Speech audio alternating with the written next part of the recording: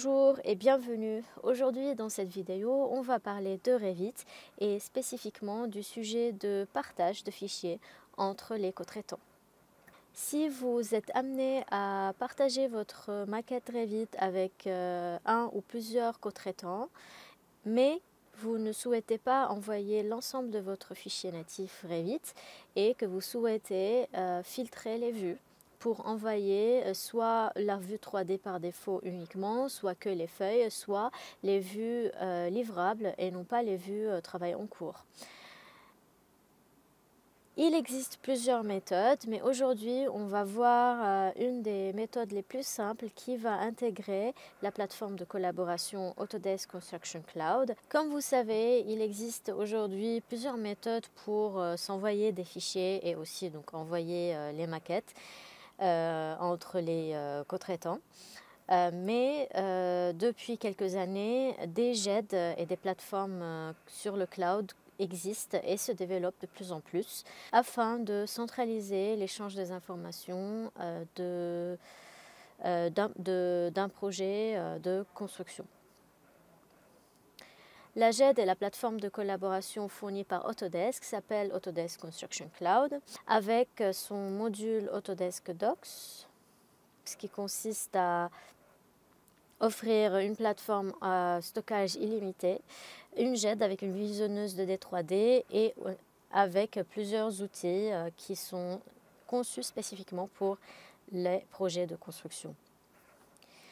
Et un de ces outils spécifiques de Docs est la possibilité de créer des jeux de sélection et de publier uniquement les vues inclus dans une ou plusieurs jeux de sélection de notre fichier Revit. Le workflow serait le suivant. Tout d'abord, dans Revit, je vais définir les vues que je souhaite partager avec mes autres co-traitants. Ceci se fait via les jeux de sélection. On peut créer un ou plusieurs jeux de sélection dans lesquels je définis les vues de mon arborescence de projet que je souhaite mettre sur la plateforme. Une fois que j'ai défini ces jeux, je vais sauvegarder mon fichier et je vais publier sur Docs. Et là, on voit qu'on a deux étapes à faire dans Revit. Donc, on a tout d'abord l'étape en local, quand on va sauvegarder ou synchroniser le fichier. Et puis, la deuxième étape consiste à décider quelle est la version que j'ai sauvegardée ou synchronisée que je souhaite publier en ligne sur la plateforme ou sur la GED. Et c'est à partir du moment que je vais publier sur Docs que je vais partager avec tous les invités à ce projet les vues, uniquement les vues que j'ai définies dans mon jeu de sélection. On va voir ce workflow plus en détail dans cette petite démo. Tout d'abord, je suis dans Revit et j'en profite aussi pour vous montrer comment on va ouvrir notre projet directement dans Revit, notre projet qui se trouve sur la plateforme, donc sur Docs. Je vais aller plutôt dans l'onglet Projet Autodesk, qui s'appelle Projet Autodesk dans la version 2024. Donc je vais sur les projets Autodesk, je vais sur le nom du compte cloud de notre société. Et c'est là où je vais donc chercher mon projet, donc le projet en question. Je vais donc aller dans le dossier inclus et c'est là où on retrouve également la méthode d'organisation de l'ISO 19650. Donc on est toujours en travail en cours. Donc le fichier se trouve dans le dossier Work in Progress, travail en cours. Je vais dans mon dossier architecture, c'est là où se trouvent mes fichiers. Donc là, je retrouve mes maquettes Revit et je vais ouvrir mon fichier directement d'ici.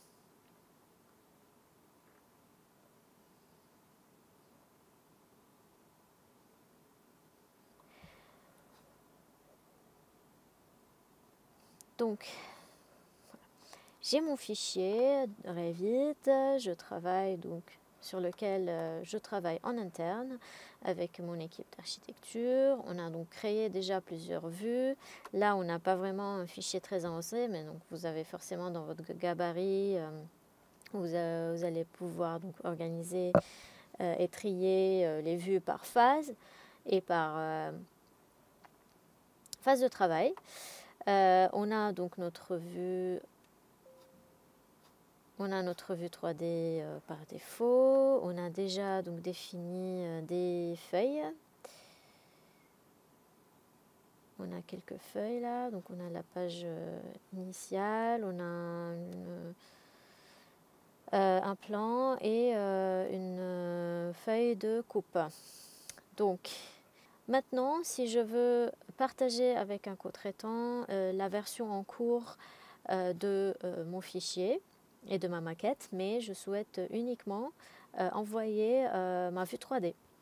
Juste envoyer la vue 3D pour justement ne pas envoyer les plans en cours. On va aller dans l'onglet Collaborer, sous le groupe de modèles, gérer les modèles et aller dans Paramètres de publication.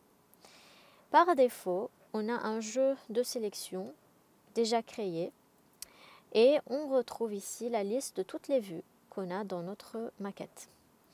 Ce qu'on va faire, c'est qu'on va créer un nouveau jeu qu'on va appeler vue 3D par défaut. Je vais la cocher et ici, donc je vais afficher uniquement les vues 3D dans le modèle et je vais cocher la vue 3D par défaut. Je vais enregistrer et deuxième étape, je vais sauvegarder mon fichier si c'est un fichier Revit simple ou donc dans le cas échéant d'un projet partagé, donc je vais synchroniser.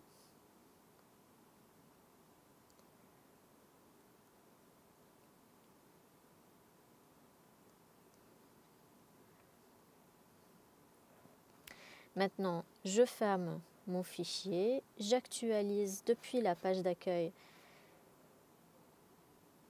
les fichiers et là, donc on retrouve notre fichier. On voit que la version en ligne sur la plateforme n'est pas à jour parce que je n'ai pas encore publié la version synchronisée sur Docs. Je vais cocher un ou plusieurs fichiers d'ailleurs. On peut publier un paquet de fichiers et publier sur Docs la dernière version qui contient uniquement la vue 3D par défaut.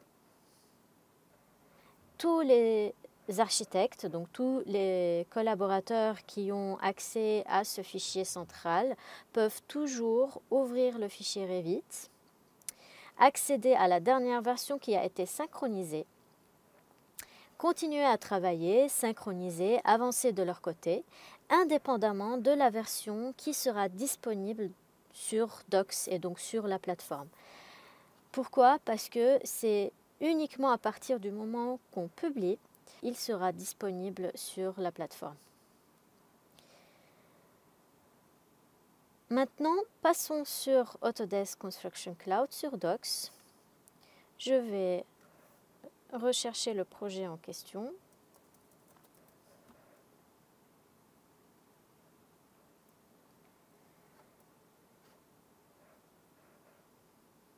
Je retrouve la même arborescence, donc je vais dans Work in Progress, dans le dossier Architecture.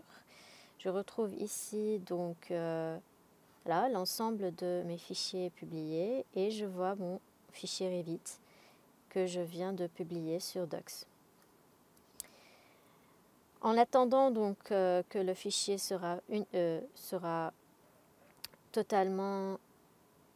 chargé en totalité, ce qu'on va faire en préalable pour organiser les dossiers et organiser les utilisateurs et les droits d'accès, c'est que le responsable du projet, le ou les d'ailleurs, va définir les droits d'accès et gérer les équipes en amont. Et ce qu'il va faire, c'est qu'il va ajouter ou inviter les autres co-traitants. Ça, c'est une méthode. Et ça, c'est un workflow parmi plusieurs workflows disponibles.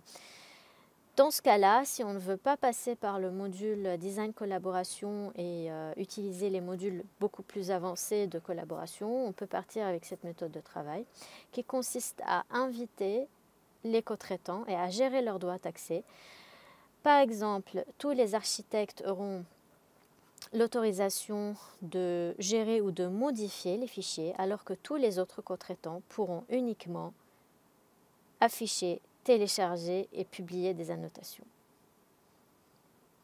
Et là, donc, on pourra gérer ses utilisateurs et ses invités par société en disant que tous ceux qui travaillent, par exemple, dans la société Greatech auront, par exemple, cette autorisation-là, ou je peux les inviter par rôle en disant que tous les ingénieurs CVC, tous les ingénieurs structure, tous les paysagistes, par exemple, etc., etc. Donc, tous mes co-traitants qui vont devoir voir ma maquette, télécharger potentiellement ma maquette pour la lier dans leur fichier à eux, seront invités avec un droit d'accès spécifique.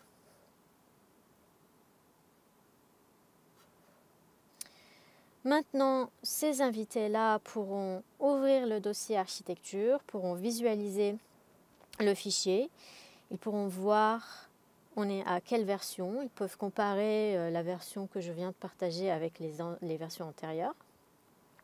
Et surtout, ce qui m'intéresse à moi, c'est que quand ils vont ouvrir ma maquette, ils n'auront accès que à la vue 3D par défaut que je viens de définir dans mon jeu de sélection. J'aurai potentiellement dans un autre workflow, je vais définir un autre jeu de sélection qui contient que les feuilles et les livrables,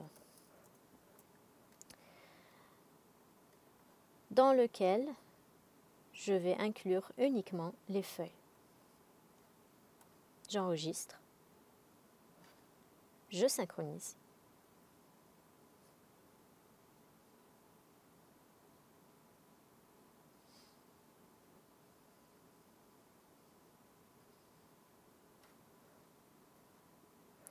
J'actualise.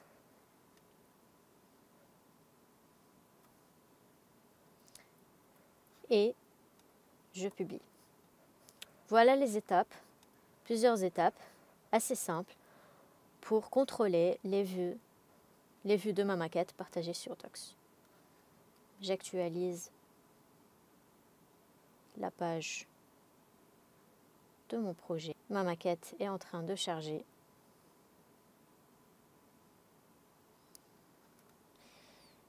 Et maintenant, quand mes co-traitants vont ouvrir ou télécharger le fichier Revit, ils ne verront que les feuilles.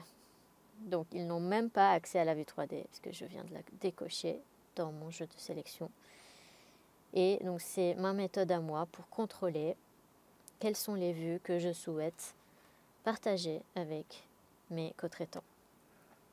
Évidemment, eux, ils peuvent en premier lieu explorer ma maquette, ils peuvent utiliser la visionneuse 2D avec tous ces outils, ils peuvent prendre les mesures, mais surtout ils peuvent communiquer avec moi via les remarques et les annotations.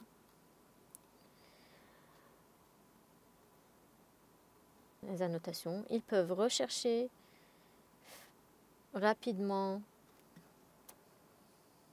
des éléments grâce à cet outil intelligent de la visionneuse. Et finalement, bien sûr, dès qu'ils reçoivent la nouvelle version, ils vont directement la comparer avec l'ancienne version pour identifier rapidement les modifications que je viens de faire.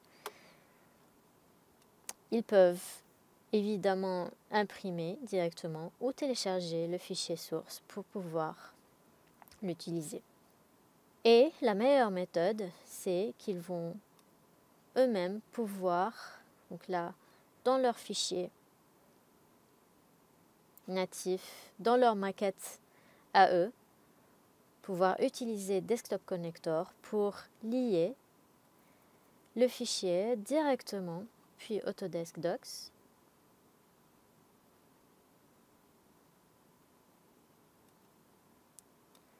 parce que là, je peux retrouver mes projets, mon arborescence, et comme ils ont été invités, ils peuvent venir lier le fichier directement depuis Docs.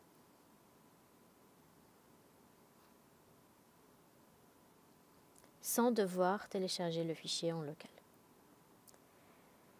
J'espère que cette vidéo vous a été utile. J'espère que vous allez pouvoir exploiter tous ces outils offerts par cette plateforme pour mieux gérer la collaboration avec vos co-traitants. Si vous avez des questions ou vous cherchez un accompagnement spécifique et spécialisé, n'hésitez pas à nous contacter. Et si vous êtes disponible à Paris le 3 et 4 avril, on sera présent au BIM World. Donc on vous dit aussi à très bientôt pour discuter un peu plus de vive voix autour des dernières nouveautés, technologies, des logiciels et solutions du marché de l'AEC et de la construction. Bonne journée et à très bientôt.